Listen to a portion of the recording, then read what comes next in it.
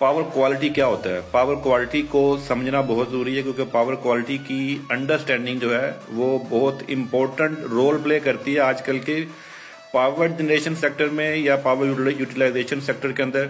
जितने भी लोग इस फील्ड से वाबस्ता है उनको पावर क्वालिटी को बेहतर तरीके से अंडरस्टैंड करना बहुत ज़रूरी है। पावर क्वालिटी क्या है? पावर क्वालिटी के अंदर बहुत सारे ऐसे इश्यूज अगर आपकी पावर में लोड की वजह से, लोड के बिहेवियर की वजह से आपके पावर क्वालिटी चेंज हो जाती है। इसमें आपके इम्बैलेंस वोल्टेज है, आपकी वोल्टेज फ्लिकरिंग होती है, या आपकी जो फ्रीक्वेंसी के उसके अंदर इश्यूज आते हैं। वोल्टेज फ्लिकरिंग के साथ साथ रिएक्टिव पावर कंपनसेशन को उसके अंदर एलिमेंट आ जाता है। आपकी जो पावर फैक्टर है वो लीडिंग की तरफ जो है वो मूव होना शुरू हो जाता है। इसके अलावा हार्मोनिक्स का प्रॉब्लम आता है। हार्मोनिक्स का प्रॉब्लम जो है वो दिन ब दिन बढ़ता जा रहा है। ये तमाम जो पावर क्वालिटीज के जो इश्यूज हैं ये बेसिकली लिंक्ड करते हैं आपके लोड के साथ। तो लोड का जो बिहेवियर है, जो इम्पैक्ट है, वो आपके पावर सोर्स के ऊपर इम्पैक्ट डालता है।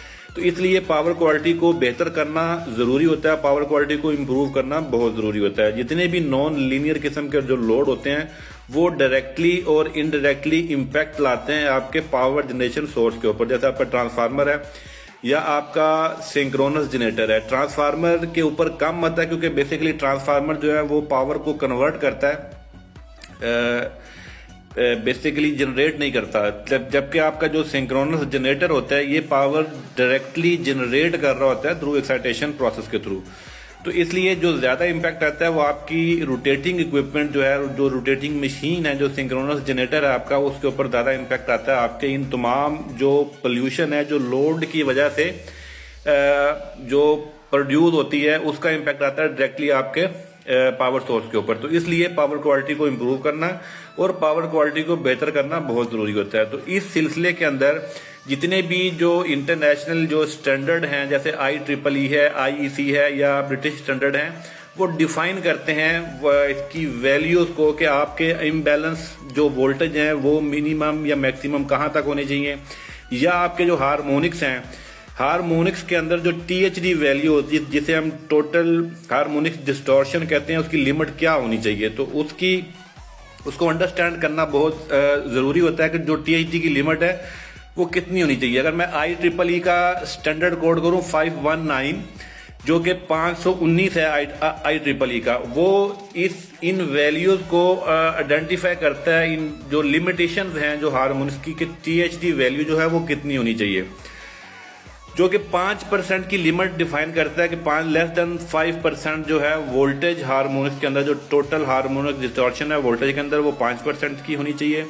और जो आपकी करंट हार्मोनिक्स हैं जो कि ज़्यादा इम्पैक्ट डालती हैं, जो कि ज़्यादा डेंजरस होती हैं एज कम्पेयर टू वोल्टेज के, यानी as compared to voltage harmonic distortion के, जो करंट हार्मोनिक डिस्टॉर्शन है वो मैक्सिमम उसकी लिमिट तो 8% है, लेकिन वो 1% से शुरू होता है। 1% से लेके 8% तक डिपेंड अपॉन आपकी शॉर्ट सर्किट और फुल लोड कैपेसिटी की जो रेशियो है उसके अकॉर्डिंगली। तो ये इसको अंडरस्टैंड करना बहुत जरूरी है कि आपकी जो लिमिट है, आपका जो सिस्टम है, क्या आया उस लिमिट के अंदर है या नहीं है।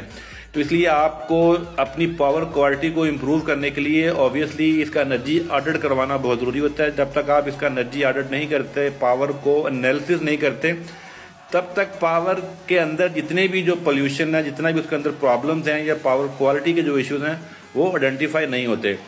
इसका इम्पैक्ट जो है वो फौरी तौर पर नहीं आता। इसका इम्पैक्ट जो है वो ग्रेजुअली जो है वो आहिस्ता आहिस्ता इंक्रीज होता रहता है और आपका जो सिस्टम है उसकी एफिशिएंसी के ऊपर इम्पैक्ट आता है, आपकी इक्विपमेंट की जो लाइफ है उसके ऊपर इम्पैक्ट आता है। ऑब्वियसली ये सारी चीज़ें आपकी उसके साथ आपकी जो कॉस्टिंग के साथ जुड़ी होती हैं, तो ओवरऑल जो कॉस्ट का ऊपर इसका इम्पैक्ट आता है वो तो आता ही आता है। तो इसलिए हार्मोनिक्स सरे फहरिस्त है इसके अंदर। जो पावर क्वालिटी को अंडरस्टैंड करने के लिए हार्मोनिक्स को मिटिगेट करना बहुत ज़्यादा जरूरी होता है। हार्मोनिक्स के साथ ही ये दो प्रॉब्लम जुड़ी होती है, इसको रिएक्टिव पावर कंपनसेशन भी कहते हैं, कि आपकी जो लीडिंग पावर फैक्टर है थ्रू कैपेसिटिव लोड की वजह से जो प्रॉब्लम आती है उसको भी मिटिगेट करना, कंट्रोल करना या मैनेज करना जरूरी होता है। और आपके हार्मोनिक्स जो है जैसे 3rd, 5th, 7th, 9th, जो फर्स्ट वाले जो आपके जो 8 नंबर होते हैं हार्मोनिक्स के, वो ज्यादा आपके क्रिटिकल होते हैं, उनको मिटिगेट करना ज्यादा जरूरी होता है। जो बाद वाले नंबर होते हैं, क्योंकि ये 50 तक जाता है ये हार्मोनिक्स आपकी, तो बाद वाले नंबर इतना ज्यादा इम्पैक्ट नहीं डालते,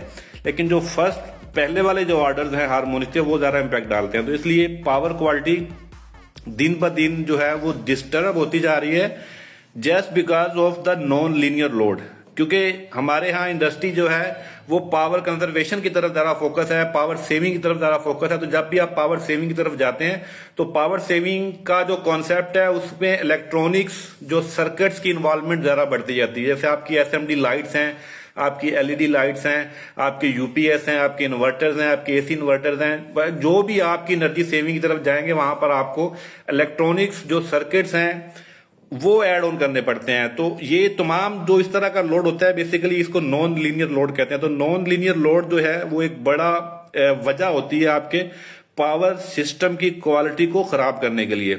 तो इसलिए पावर सिस्टम की क्वालिटी को लिमिटेशंस को समझना बहुत जरूरी है अकॉर्डिंग टू IEEE के हिसाब से और IEC के हिसाब से और NEC के हिसाब से और ब्रिटिश स्टैंडर्ड के हिसाब से। ये तमाम जो स्टैंडर्ड हैं जो इंटरनेशनल गवर्निंग बॉडीज हैं ये अपने इन्होंने कवानीन डिफाइन किए हुए हैं, इन्होंने वो लिमिटेशंस जो बताई हुई हैं उसके अकॉर्डिंगली ही हमारा जो सिस्टम है वो बेहतरीन तरीके से परफॉर्म कर सकता है। जैसे अगर वोल्टेज इंबैलेंस की लिमिट 2% तक है, सेंसिटिव इक्विपमेंट के लिए 1% तक है, और जो जनरल जो है वो वोल्टेज जो इम्बैलेंस है जो जो वो 2% से ऊपर नहीं जाना चाहिए अकॉर्डिंग टू IEEE के, क्योंकि अनबैलेंस जो वोल्टेज है वो अनबैलेंस करंट क्रिएट करते हैं जिसकी वजह से फिर आपके हार्मोनिक्स भी प्रोड्यूस होते हैं और आपकी ओवर हीटिंग, क्योंकि करंट के अंदर जो है आपकी इम्बैलेंस करंट की इम्पैक्ट की वजह से आपकी हीटिंग का इम्पैक्ट बहुत ज्यादा आता है सिस्टम के अंदर। तो इसलिए अपने तमाम सिस्टम को बेहतर तरीके से एफिशिएंट बनाने के लिए उसको अंडरस्टैंड करने के लिए पावर क्वालिटी को अंडरस्टैंड करना बहुत जरूरी है और टाइम टू टाइम इसका एनालिसिस करना, इसका ऑडिट करना वो बहुत ज्यादा जरूरी है ताकि वक्तन फवक्तन आप इस प्रॉब्लम को रिजोल्व कर सकें। आपकी जो प्रॉब्लम लिमिट से एक्सीड कर गई है उनको आप कंट्रोल में ला सके, उनको मिटिगेट कर सके थ्रू डिफरेंट मेथड्स हैं, डिफरेंट फिल्ट्रेशन है, डिफरेंट तरह के इसके मिटिगेट करने के डिफरेंट इसके मेथड होते हैं। तो इसलिए पावर क्वालिटी को अंडरस्टैंड करना बहुत जरूरी है ताकि आपका सिस्टम जो है वो एफिशिएंटली और बेहतर तरीके से काम करता रहे।